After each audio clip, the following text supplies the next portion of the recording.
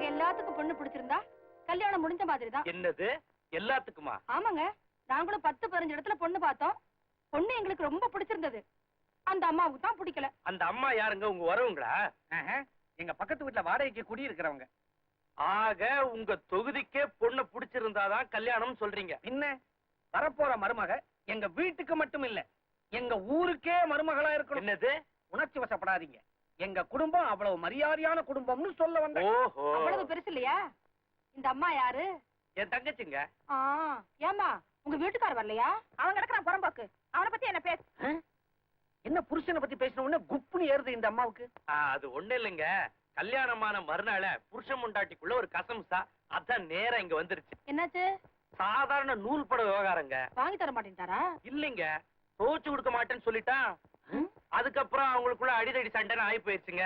ஏன் கழுது அங்க போற, இங்கேயே இருந்து சொல்லிட்டேன். 15 வருஷம் ஆயிருச்சு. இப்ப அவங்க வீட்டுக்காரர் என்ன பண்ணிட்டு இருக்காரு?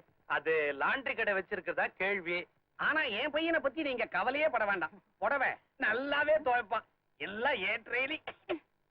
பேசிட்டு இருந்தா எப்படி? பொண்ணை கண்ணிலே காட்ட மாட்டேங்கிறாங்க. அது பொண்ணு ரொம்ப வெக்கப்படுதுங்க. பின்ன இருக்காதோ என்ன? அந்த காலத்துல நான் வெக்கப்படல. அது சரி, நாம என்ன சினிமா படமா எடுக்கிறோம்? கையில காப்பி டம்ளர் கொடுத்துட்டு ஒவ்வொருத்தர் காலையா விட சொல்றதுக்கு. நீ என்ன பண்ற? சமையல் ரூம் போய் அந்த பொண்ணை பார்த்துட்டு சிக்னல் கொடு. நாங்க எல்லாரும் சைடுல கியூல நின்னுட்டு ஜாட மூர்த்தரா பார்த்துட்டு போயிடுறோம். எப்படி?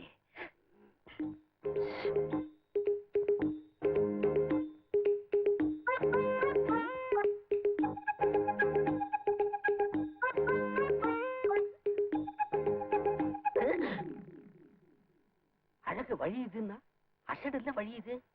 வயசு கொஞ்சம் தூக்கலா இருக்கும் போல இருக்கே. மகனே வடிவேலு, நீ மாட்டினடா. சமைக்க தெரியுமா? தெரியுமே. துணியெல்லாம் துவைப்பியா? நானே தான் துவைப்பேன். கணக்கெல்லாம் போடுவியா? போடுவேனே. எங்க 10ஆம் நம்பர் வாய்ப்பாடு சொல்லு. அந்த ஒரு வாய்ப்பாடு தான் மறந்து போச்சு. பரவாயில்ல, இதெல்லாம் கேப்பீங்க, அப்புறம் பிடிக்கலன்னு போயிடுவீங்க. ஏண்டே, பொண்ணு என்னவோ அழகு கிழகுன்னு அங்க போனா கழுகு மாதிரி ஒரு கழுவி தலையை விரிச்சு போட்டுக்கிட்டு நிக்குது. இதான் பொண்ணு. இதுதான் பொண்ணா? அப்ப அது பொண்ணோட அம்மா. ஏன் சம்பந்தி, என்ன கூட்டிங்களா? இவங்கதான் தலையை வாரிக்கிட்டு நின்னாங்க. ஏங்க, நீங்க தான் பொண்ணோட அம்மாவா? பார்த்தா பொண்ணோட அக்கா மாதிரியே இருக்கீங்க.